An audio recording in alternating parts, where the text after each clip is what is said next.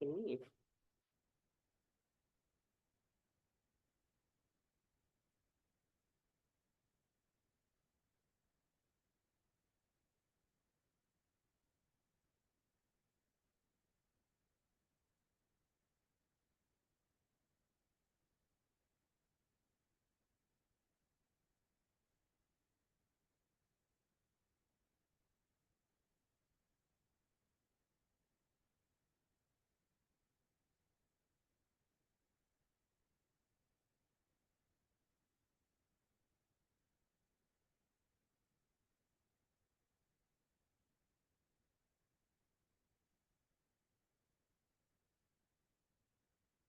Oh, I need to see those.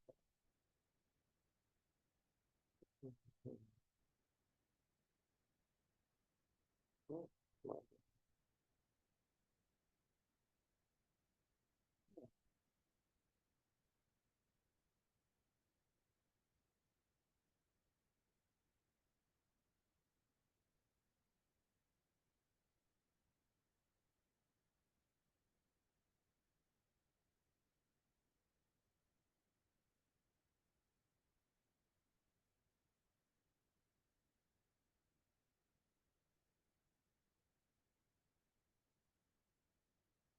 that's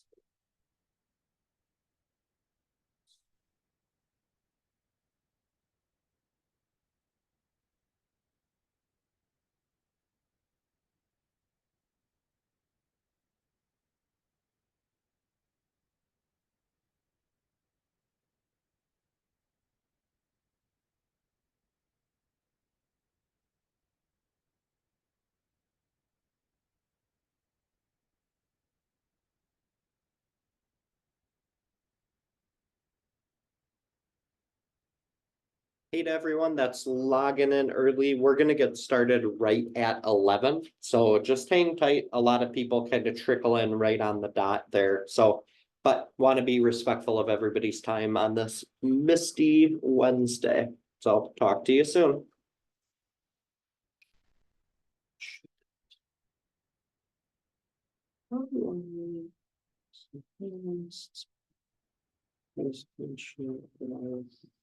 Everyone. Looks like it should be good.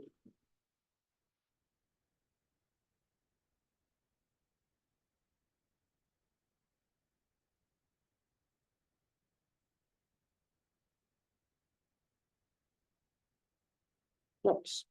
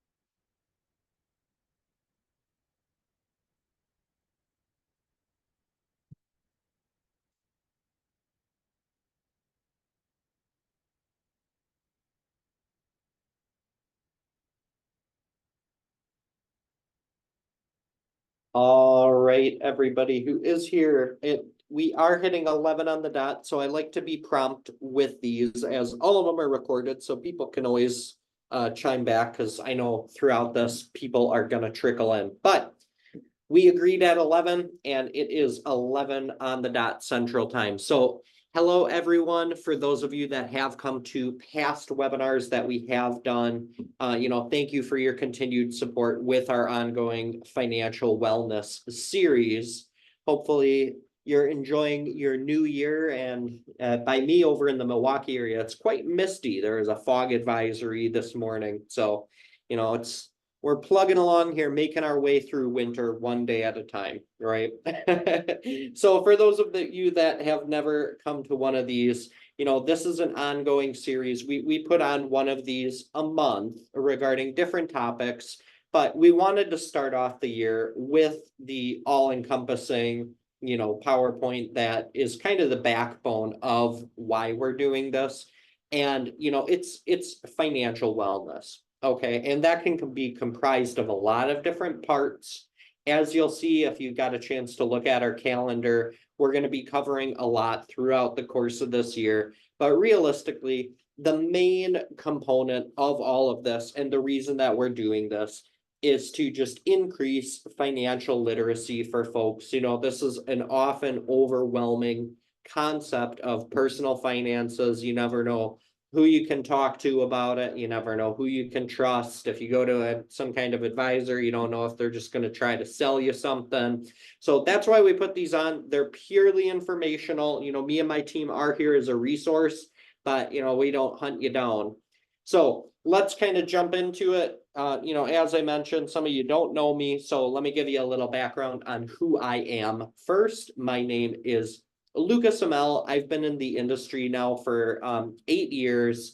I graduated from Carroll University over in Wisconsin with a finance degree, but post graduation, I've gone on to earn a myriad of certifications, various tests that I had to pass to make sure that, I'm looking out for folks in a fiduciary capacity. My why is just I've been in the industry long enough now that just being in it became my why. I used to do taxes. I've worked with thousands of families at this point. And the more and more that I work in the space, I just realize how beneficial it is to have a base understanding of financial literacy, and of course being proactive about some of the decisions that are out there for you to make. Being proactive about saving, being proactive about paying down debt, being proactive about having an estate plan, being proactive about having the right types and amounts of insurance in place. It's so much better working in a capacity of proactivity and control versus working in a capacity of reacting to a situation that's occurring to you. So whether it's, somebody passing away and you don't have life insurance in place, that's why those GoFundMe pages have become popular. Whether it's, saving for retirement, well, now you're 50 and you want to start versus now you're 20 or 30 and you want to get started.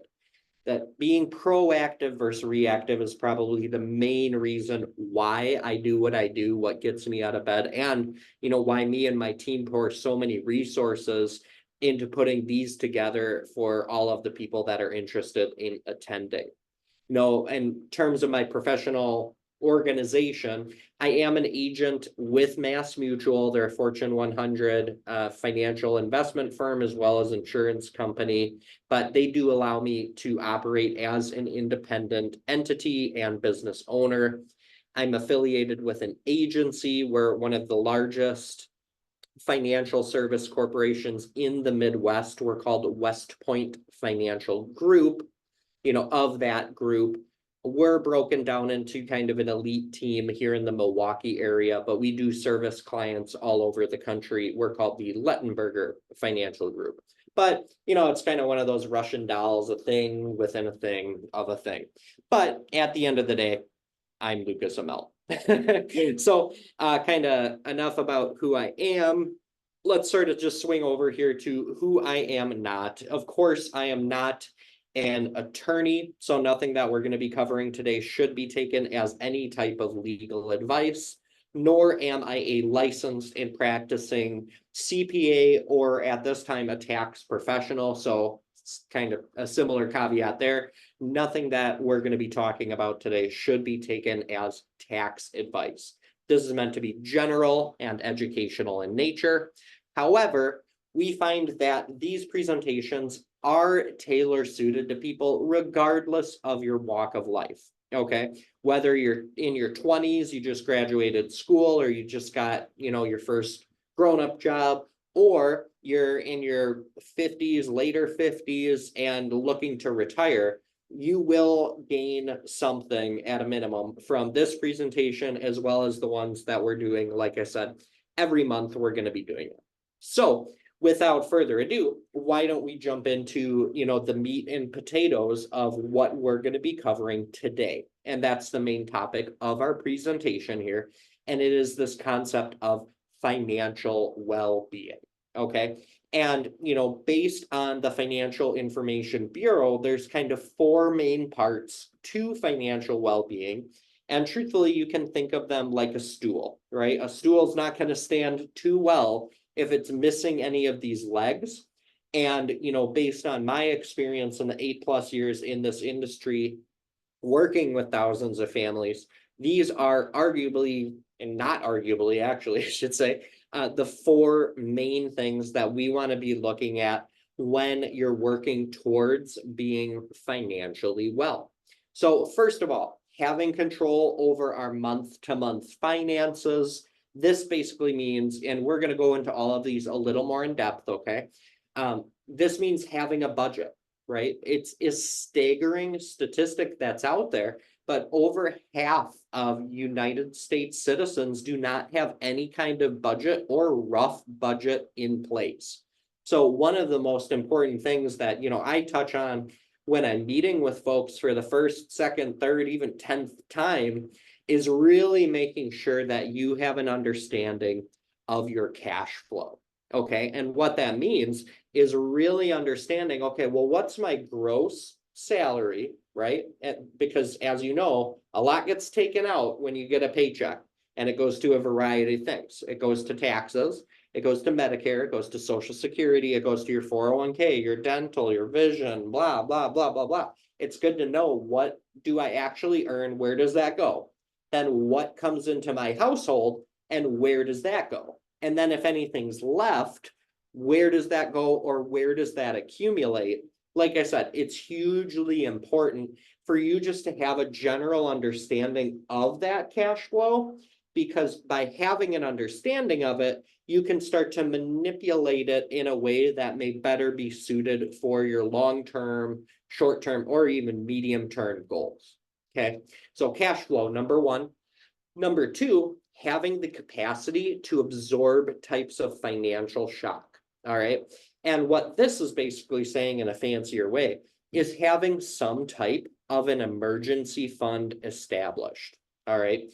Now, emergency funds, same thing as what I said with budgets, based on information taken by all these big house financial firms like Fidelity, Schwab. One of the most reoccurring things that banks see, financial institutions see, 401ks see, is an alarming amount of households do not have an emergency fund or a rainy day fund, right?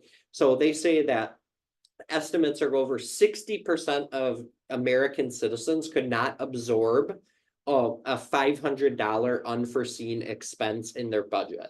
Now that is alarming, and that means too, without having to put stuff on credit cards and et cetera, et cetera. So having some type of an emergency fund, rainy day fund for you and your family to pay for furnace breaking down, vehicle repairs. I just met with somebody, and they're on the younger side. Their car broke down, and they got a bill for $5,000. They're like, well, I guess I'm not going to be driving for a little bit. So it's really important to have emergency fund set aside, because a lot of those unforeseen expenses that we're talking about here are arguably foreseeable. A car's got a lifetime-ish of X number of years.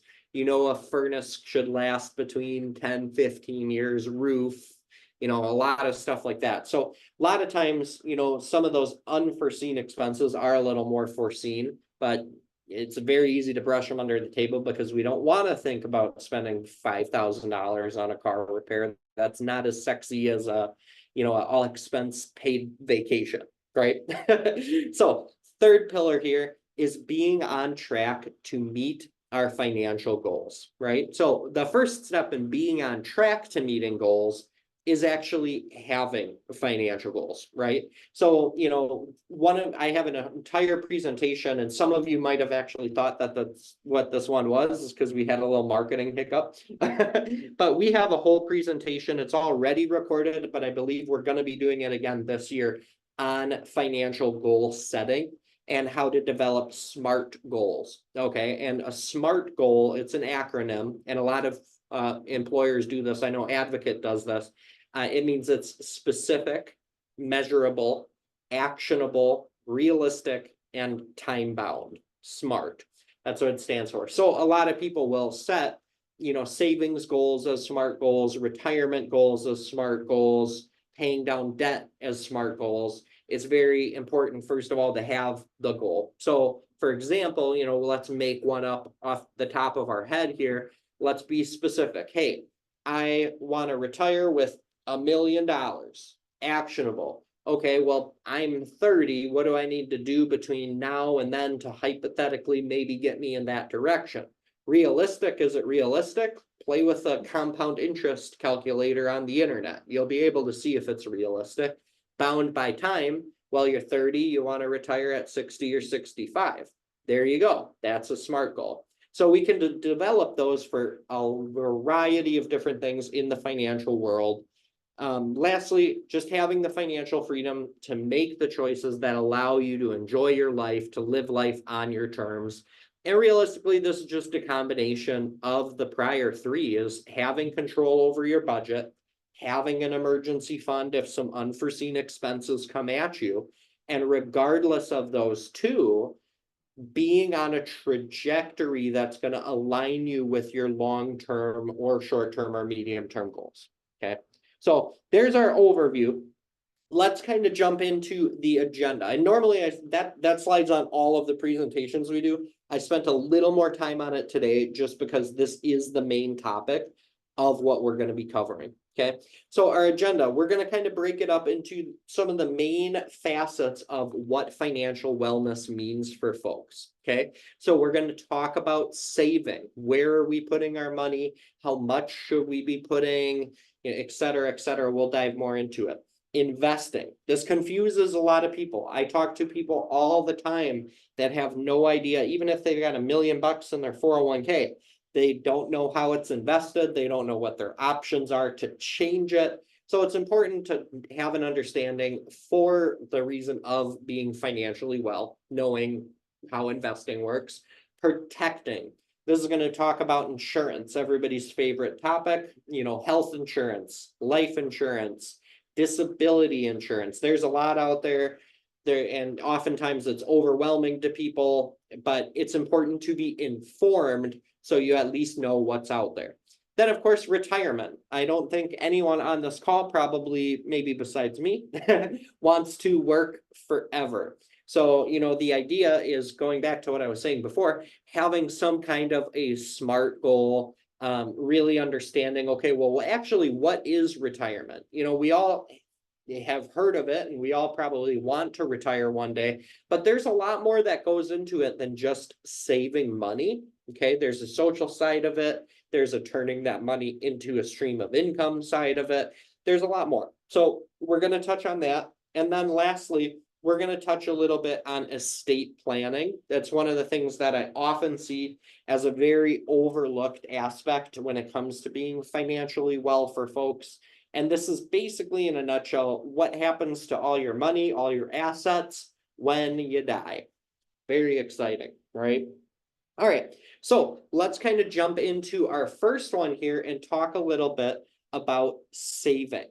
one rule of thumb that's going to be out there, and you've probably heard it many times, is that you should try to strive to save around 10% of your income. Now, this says net, I would argue gross, because oftentimes the reason I say that is because when you make money and you put it into a pre-tax 401k, that's deducted off your gross income, whatever. I won't argue with my own PowerPoint. But rule of thumb as a takeaway for all you folks is try to strive towards saving 10% of your income. So if you're making $100,000 a year, try to be saving 10. Now, that number doesn't just all get dedicated to one spot, okay? And this is kind of starting to go back to the encompassing 4 pillars that we were talking about. Oftentimes it's recommended that individuals should kind of have this cascading saving strategy where initially you should save to build up an emergency fund. Okay. And the rule of thumb when it comes to emergency funds is that we should look to have 2 to 3 months worth of a salary set aside in an emergency fund. So you might think that seems like a lot of money to be sitting in a bank. I strongly suggest to all people that I talk to seek out like a high yield savings account. Right now, I'm seeing ones pay as high as like 4.5%. They're not going to be like that forever. We're in a very interesting interest rate environment right now. But if you can get, kind of a no strings attached 4% place to park your money and it's completely liquid, meaning accessible to you, it's a really good way to save. One error that I will see a lot of folks making is stacking up their emergency fund in a low interest bearing account. So say a checking account that's going to be receiving, let's just call it 0.01% interest. I mean, heck, you can move that to a high yield savings account yielding 4. What is that? A 4,000% increase in efficiency. So going back to what I said, financial wellness is about awareness of the different tools and vehicles that are out there for you. So if you are looking to establish an emergency fund or you have one, really consider looking into those high yield savings accounts. They don't have commissions or fees or anything like that. You can literally just Google it and there's a million different ones. Pick a name that you trust. So kind of priority 1, like I was saying, in terms of our saving, our cascade of saving that 10%, let's funnel money into an emergency fund. Once we get to, a comfortable 2 to 3 months of salary that can float unforeseen expenses or, lapses in employment, then we really need to start looking at bulking up for retirement savings. Okay. And above and beyond having an emergency fund, this is where a majority of your savings should be going. Now, there's a caveat to that, both a pro and a con, kind of a two-sided sword here, is that these are long-term accounts. So when we're talking about our 401k, the money that you put into there, if your furnace breaks down, that's probably one of the last places that you actually want to look to tap into to help pay for that unforeseen expense. And here's why. Based on the IRS codes around them that allow you the money that goes into it gets a tax deduction, it's also restricted to you until you turn 59 and a half. Not completely. There's a caveat to that. If you want access to those funds prior to 59 and a half, you actually have to pay a 10% distribution penalty. So these are meant to be long-term accounts, but that's the purpose of them. That's why we should be saving above and beyond an emergency fund into these retirement accounts because you're getting significant tax benefits. Okay. So the deferral of taxes is hugely important. So if say you weren't taking advantage of the employer account, like the 401k, and you were putting it into like a Robinhood account or a TD Ameritrade account on your own in a non-qualified account, every year you'd be bleeding dividend income, you'd be bleeding interest, you'd be bleeding capital gains out of that account. So it's significantly less efficient for accumulation. All right. So looking into the 401k, that's where we should be saving the bulk of our money. Once we have a SMART goal, we've identified where we want to be, and we have an idea of how much we should be putting into the 401k to get there. One thing to note with retirement savings, there's kind of two main tax beneficial categories. There's the pre-tax, which most people do, and arguably I see that as a problem, at least in today's current tax environment. And there's a Roth option. So most employers, and I know for a fact most of the people on this call do have access to this, have offerings for their employees where you can either put your money into a pre-tax 401k or a Roth 401k. And the big difference between those two is when and how you pay the taxes on them. All right. So a pre-tax 401k, as the name implies, the money that goes into the pre-tax 401k is not taxable. However, when you want access to that money, when you're 60, 65, 70, or 73, when they force you to start drawing from it, that's when you have to pay taxes. Now, then the flip side, a Roth, you pay taxes on the money that goes into it, but it grows tax-free and you have access to that money post 59 and a half completely tax-free. So what I was saying in the current tax landscape right now is we're at historically low tax rates due to the Tax Cuts and Jobs Act that was passed in 2018. That law is set to sunset come 2025. So with a lot of folks right now, a strategy that's out there that people are aggressively taking advantage of as they near retirement is doing Roth conversions. Okay. And if you've never heard on that, look into it or ask me about it, because the tax laws that we have right now, as I said, they're going to be expiring come 2025. So I'm strongly encouraging a lot of people, if it makes sense for them income wise, to be moving money from those pre-tax accounts into Roth, because you can hear a lot of economists even say this right now, but right now money is on sale. We're probably not going to see tax rates this low for decades, based on what's happening with our national deficit, inflation, interest rates, a whole amount. But I'll stop talking about it. I could talk retirement for hours because it's my job. Large purchases, of course, saving for a home, saving for a vehicle, saving for vacation, that's important, but you kind of got to look at wants versus needs. You want to make sure that you have an emergency fund set up. You want to make sure that you're on track to meet your retirement goals before you start pooling money towards, lavish things. That's just kind of how I see it. And lastly, is college tuition. I have seen a staggering amount of people put their savings goals on the back burner to help their kids pay for school. It's not advisable. I get that maybe you want to help a little bit and you can, but you should never be putting your own savings for retirement on detriment to help your kids out. I always like to tell people that your cup should be overflowing before you start to fill somebody else's. All right. So kind of go into savings, and I basically talked through my whole slides there. Make saving a part of your budget. Decide on, hey, I want to put $100 a month into my emergency fund. I want to put $400 a month into my 401k. I want to put $50 a month away for that trip or Christmas or whatever it is.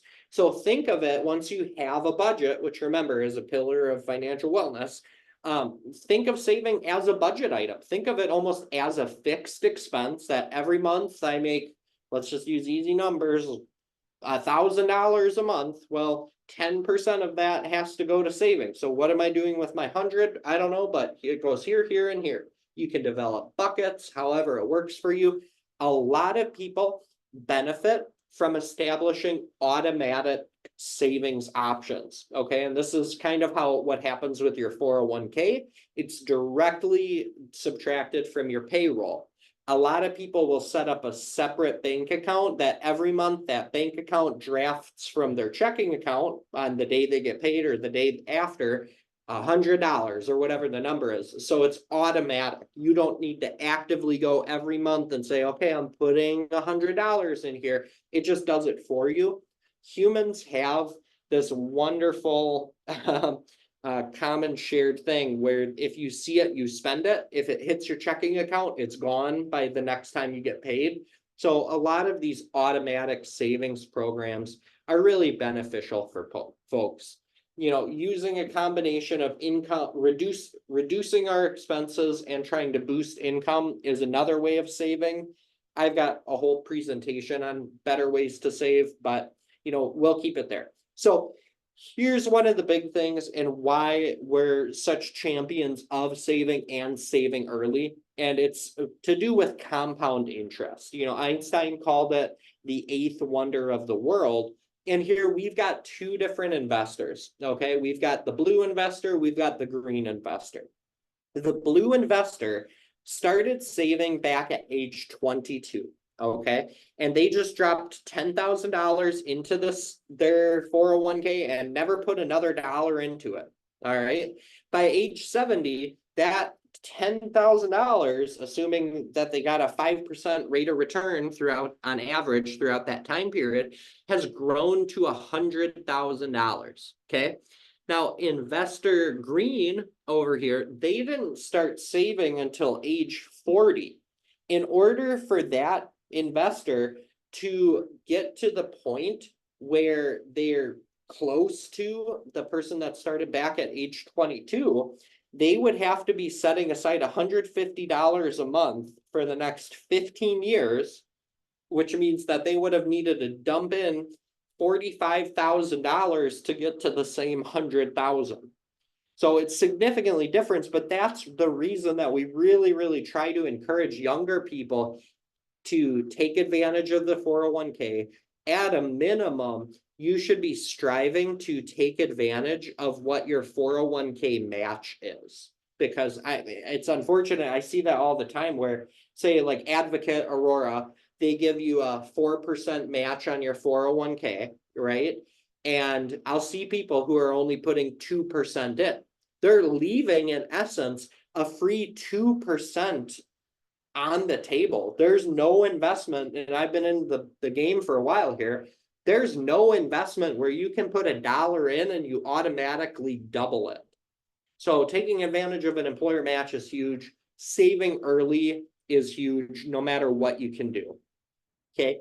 And a lot of folks, this is one of the most common excuses that I'll get for why people can't save is they say, hey, well, I just graduated from school. I've got this big debt. I've got to pay this down, whether it's student debt, whether it's credit card debt. And I understand that both, they feel very heavy. Nobody likes to be in debt. Even a mortgage feels heavy sometimes, right?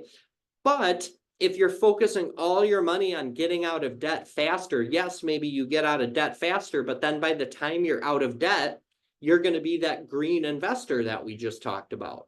You're going to be starting from zero on the saving side.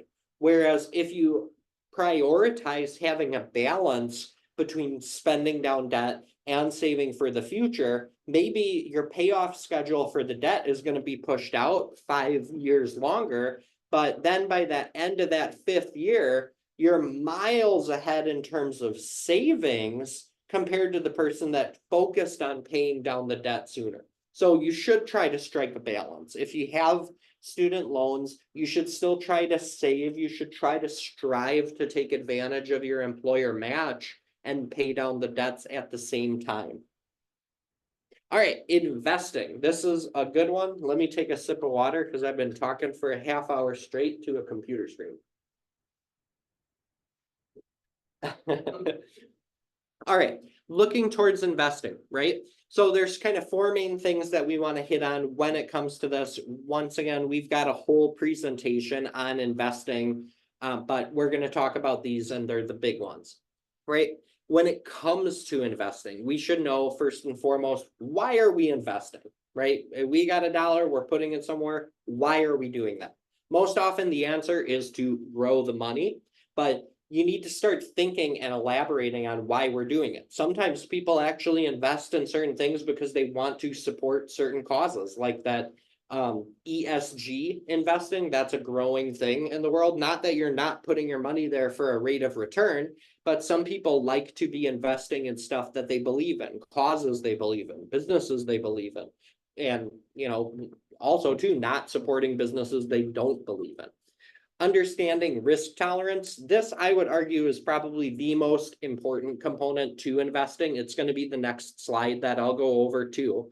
But understanding what is your tolerance to risk? And a lot of times people will think like, well, I'm younger, I can take growth. And then, your account dips down by 15% and you lose a month's worth of sleep. Maybe that's not in perfect alignment with what you're actually comfortable with. So we'll go into that. Being realistic with our expectations.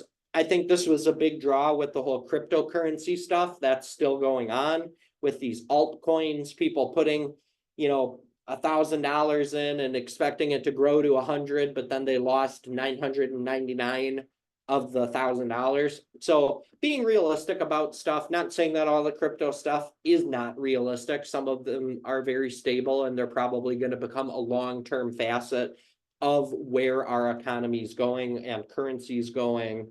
But anyway, and then planning for long term.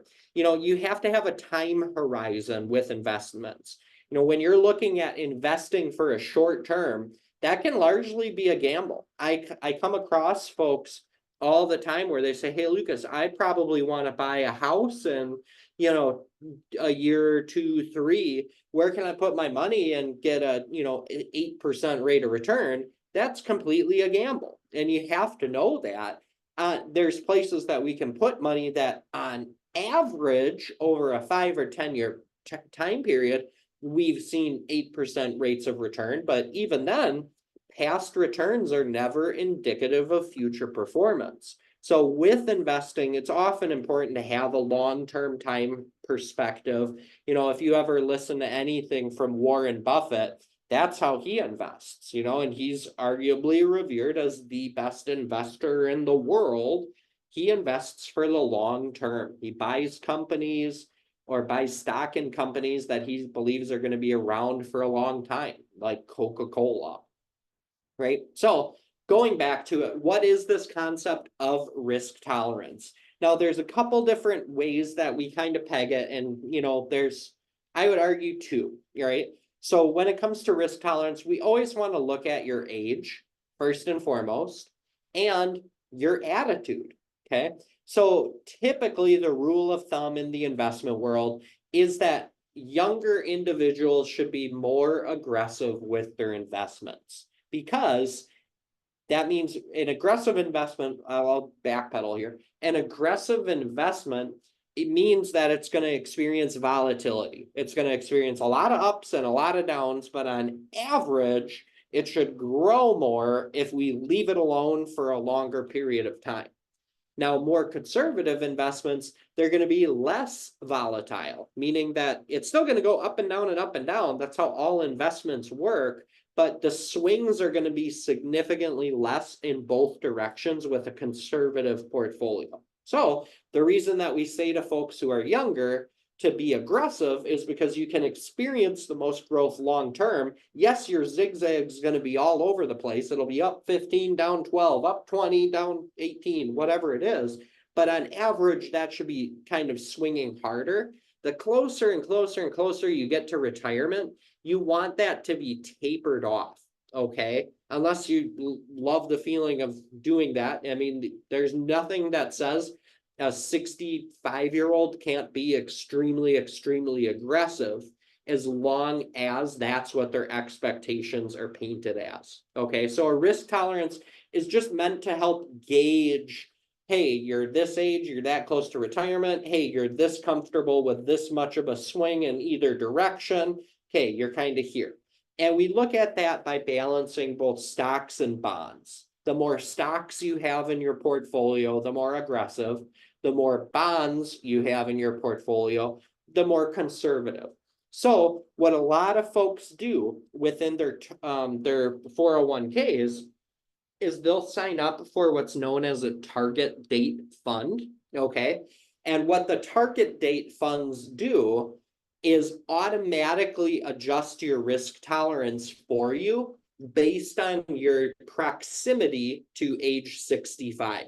Okay. So say, for example, you're 35 today. They're going to say, hey, we're going to give you a target date fund with the year 30 years from now. That's your target date because that's when you turn 65. And every year, that fund's automatically going to rebalance the proportion of stocks and bonds that are in the portfolio and slowly become more and more conservative. So it's just food for thought, right? Asset allocation. Now, this also goes kind of to our balance here with risk tolerance, but gets a little more specific.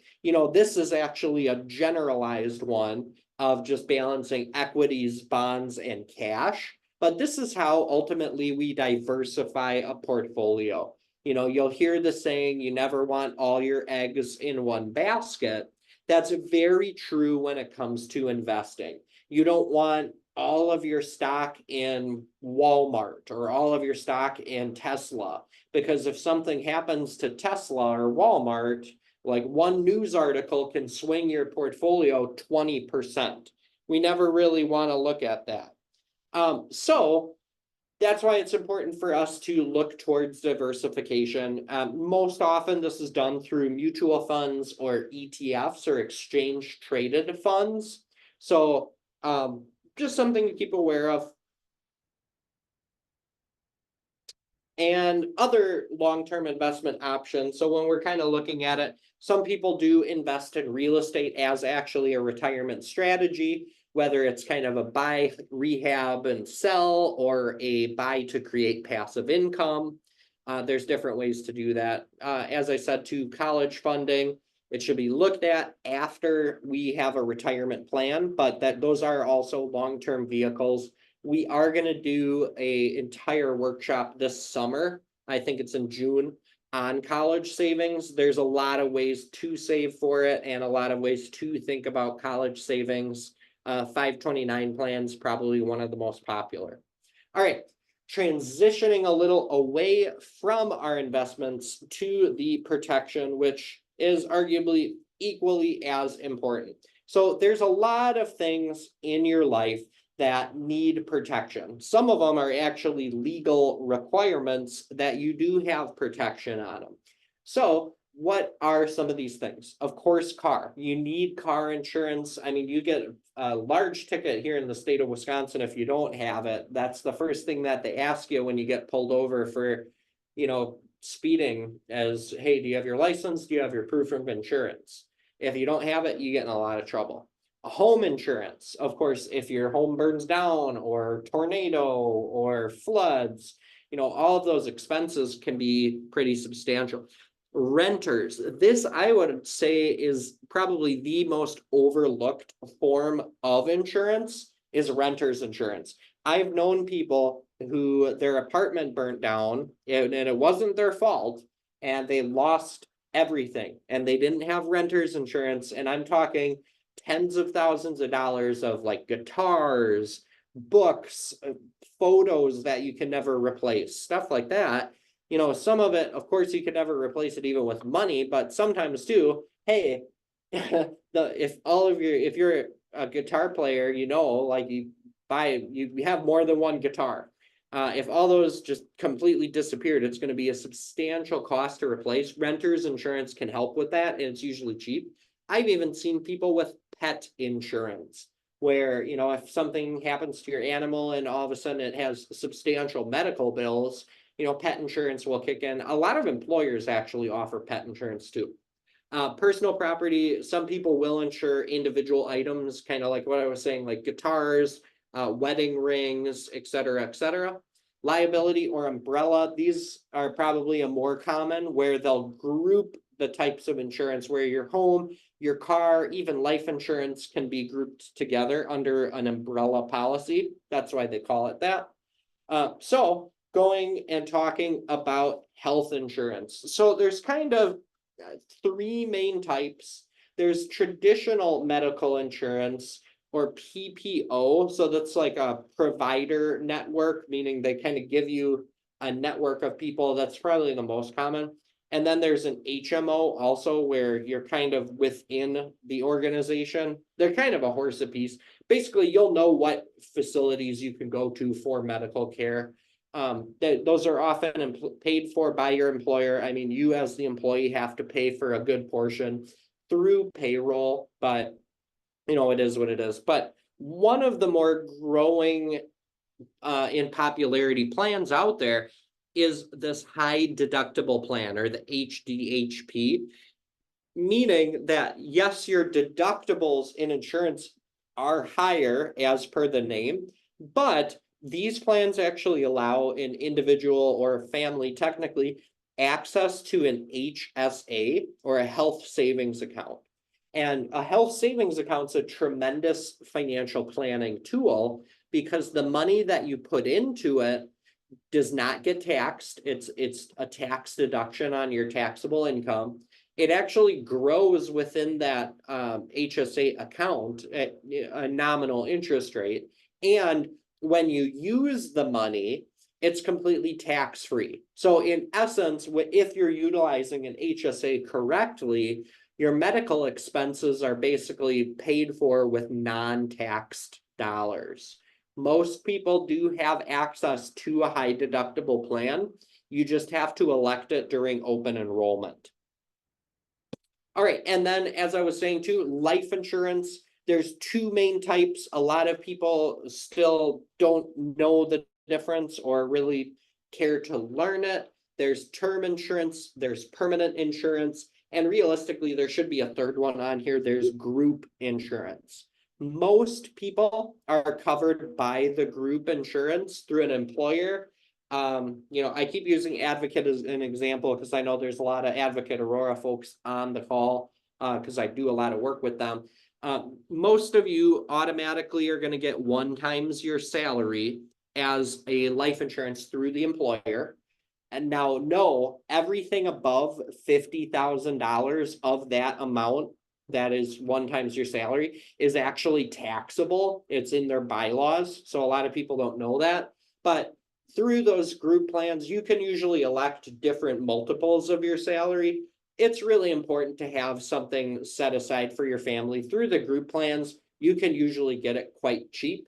Now, a lot of people like to look outside of their group life insurance plans for a variety of reasons. You're able to take stuff with you. You can't take your employer plan with you. And unfortunately, a lot of employers automatically terminate an individual after 90 days of not being able to work, and your life insurance will actually get terminated. So I've seen that, unfortunately, with a couple people where they basically came down with a terminal illness or like stage 4 cancer. They were never going to go back to work. And after 90 days, their insurance benefits that were offered through their employer got terminated. Well, if you die at day 100 of your diagnosis, your family's not going to get anything. Whereas private pay, it doesn't matter if you're working, it doesn't matter, if you work here, if you work there, as long as the premiums are paid, it stays with it. So with term, you're agreeing upon a term. It's saying, hey, I'll pay you this premium, cover me for this much, as long as something happens to me in the next 10 years. If something happens to you in 11 years, well, you're up a paddle without a creek or whatever. Now, permanent insurance on the other side is like owning insurance, whereas term is like renting it. So with permanent insurance, there's no term that you set aside. However, permanent insurance is usually, I would say, 3.5 to 4 times more expensive than term. We do a whole presentation on insurance. I could talk about it for a long time. It's very complicated. I would say Don't try to buy it alone on the internet. Talk with a trusted agent who's experienced as well as independent, not captive. Okay. All right, and then disability, kind of the same thing. Most companies offer a group long-term disability plan. It's usually about 50 to 60% of your salary. Know with all group plans, since the employer is the one that pays the premiums on those, any benefits that you receive are taxable. Okay, so say you make $100,000 a year. I just use that because I'm not the best at math. um, uh, sorry, I laugh at my own jokes. So say you make $100,000 a year and you get 50% disability coverage, right? So if you're disabled more than 90 days, you can't come to work. The employer plan will pay out that $50,000, but no, that $50,000 is then taxable at your taxable income rate. So normally for folks, that's right around 22 to 25%. So when you actually look at it, it's more like $38,000. So that's why a lot of folks will seek out individual private disability coverage, what's known as gap coverage. Because, hey, if you're used to earning $100,000 a year and your family depends on that income, then something happens to you, you start the disability insurance payouts, and now you go from $100,000 down to $38,000 of income. That's a significant lifestyle adjustment that you're going to need to make. That's why a lot of people look at the private, is to fill in that gap between what you're used to and what you're going to be getting through work. No, there's no way that you can protect 100% of your income. You might say, well, why is that, Lucas? Well, the reason behind it is if 100% of your income was insured and you triggered that disability, there would be zero benefit besides getting bored for you to go back to work. Okay, so most of the times you can get your income covered, up to 80, maybe 90%, but not more than that. All right.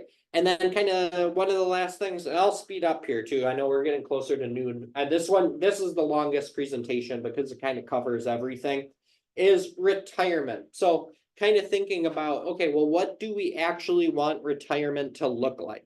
Maybe you know people who are retired. Most of us do. Maybe you want to retire someday. Most of us do. But really start thinking about it as well. Retirement to everybody is different. Okay.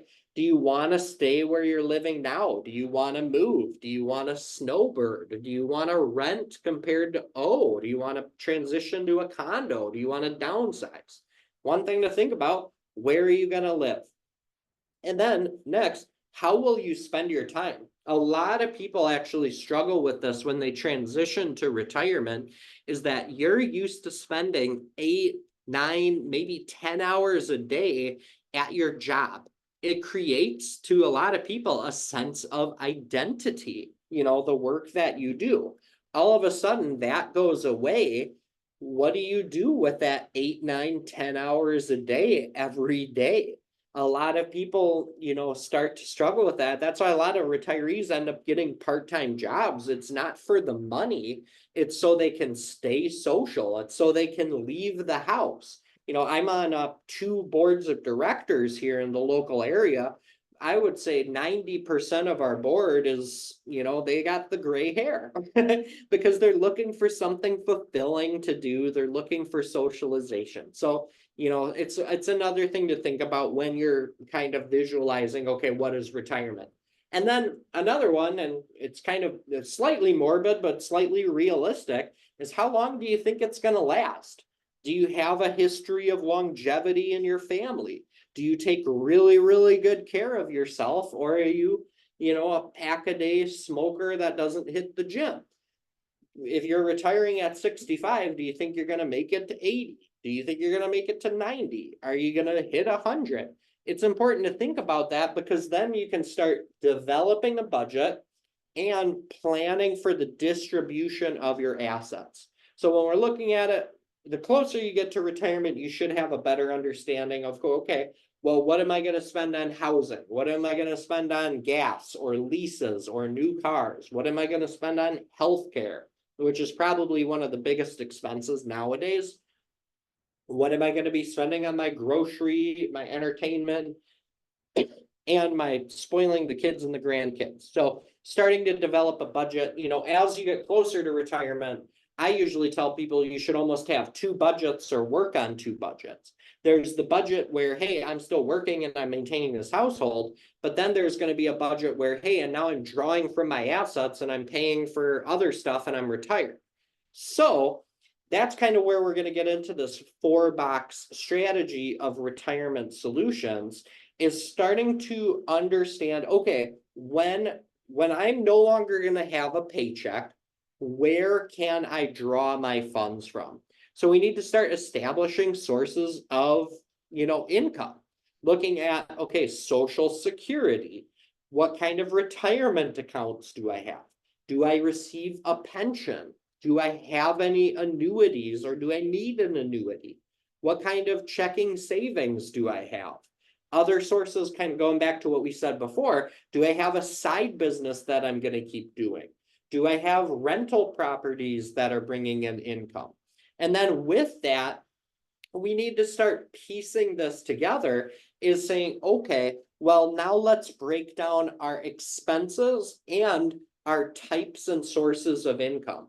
So we're going to look at this 4-box strategy and say, hey, we have necessary expenses and there's discretionary expenses, right? Necessary expenses, you can think a roof over your head, clothes on your back, food on the table, right? Those necessary expenses should be covered by predictable income that we know, hey, this is going to be here, it's not going to go away, and it's never going to run out. Okay, so main sources of that are Social Security and pensions and or annuities. Pensions and annuities are the same thing. A pension is just offered by a corporation, whereas an annuity is offered by an insurance company. 99% of pensions are operated as annuities by a private company, because that's the reason that so few people no longer are going to receive pensions moving forward, is because private employers did not know how to structure them, because they don't have teams of actuaries calculating longevity. That's why all insurance companies pretty much cover the pension space now.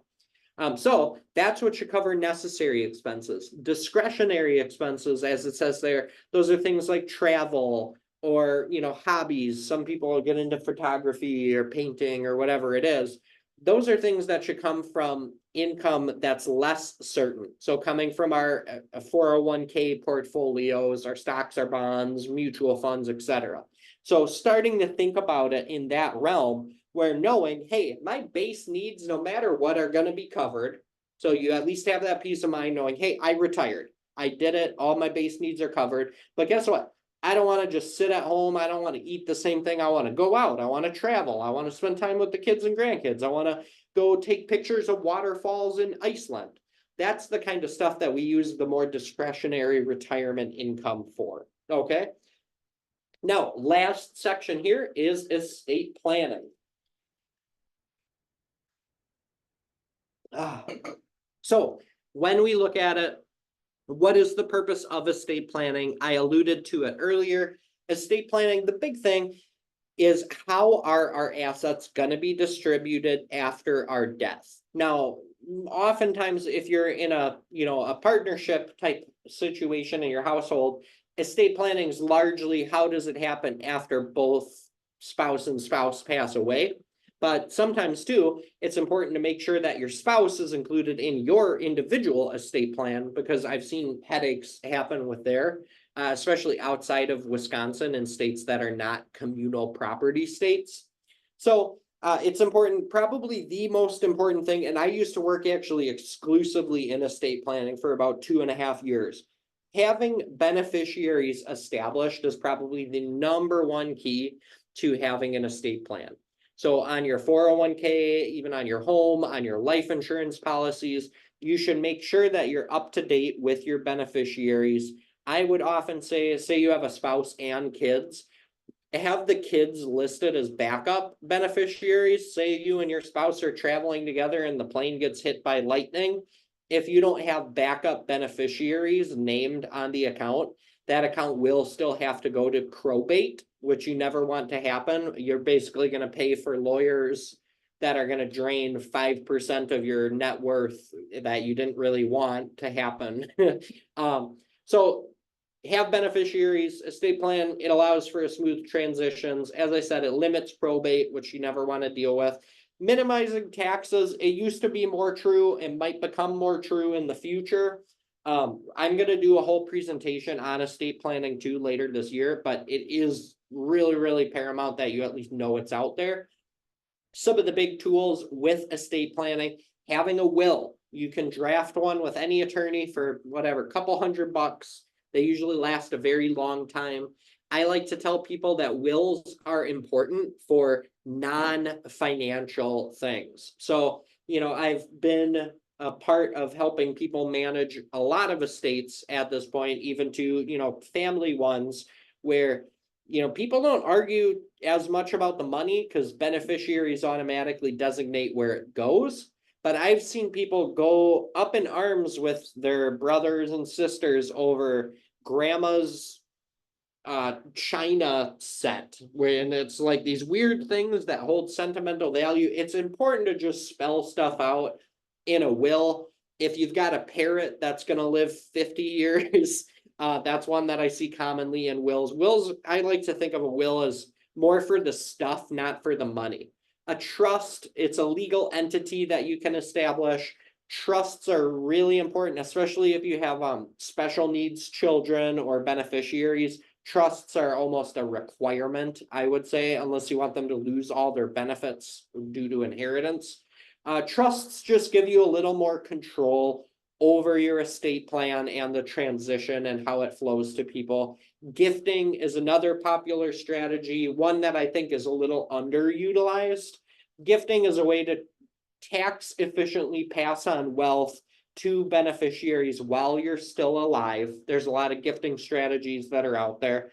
And in terms of estate planning, one of the best ways is always life insurance. It's a big tax-free lump sum of money that goes to the beneficiaries, whether that's to cover costs like for funerals, whether that's to cover the taxes on your pre-tax like IRAs. So that's a strategy that I see a lot of individuals utilizing is, hey, all my money is in a pre-tax 401k. That's going to cost my beneficiaries hundreds of thousands of dollars in taxes. Let me set up a life insurance policy. So in essence, they get all of that. It's a big, big strategy for generational wealth. So remember, ultimately financial wellness, it's a long-term thing. There's a lot of different factors, but the most important ones are what we covered today. It's making sure that, first of all, you have general awareness and literacy on what financial wellness is. We understand saving and various ways to save. We understand investing, why we're doing it, what our risk tolerance is, what our expectations are. We're protecting ourselves from health instances, not being able to work, passing away early, retirement. We're doing something. We have a visual idea of why we're saving this money, why we're protecting ourselves and our family, why we're investing, what we're working towards, and ultimately estate planning, leaving behind a legacy if that's something that you value and want to do for your beneficiaries. So look at me, I had it right on time. So as always, thank all of you for attending our first one of the year on this financial wellness series. I forget what one I'm doing next month. I'll include a link to register for next month's in the follow-up email that I'm going to be sending to everybody that registered for this event. It'll have a link to this recording. I've got a couple of printouts too that act as supplements to some of the stuff that we discussed today. And I'll have a link for you to register for next month's webinar. Here is all of my contact information. I make myself and my team available as a resource to anyone that registers for these. If you have any questions, if you want me to review anything with you, we do that at absolutely no cost, nor do we pressure you into buying anything or to working with us in any professional capacity. We are just licensed fiduciaries that are here to help, and we're here as a resource for all of you. So thank you all again. Have a happy Wednesday. Hope 2024 is off to a good start, and we'll see you when we see you. Thank you all. Bye now.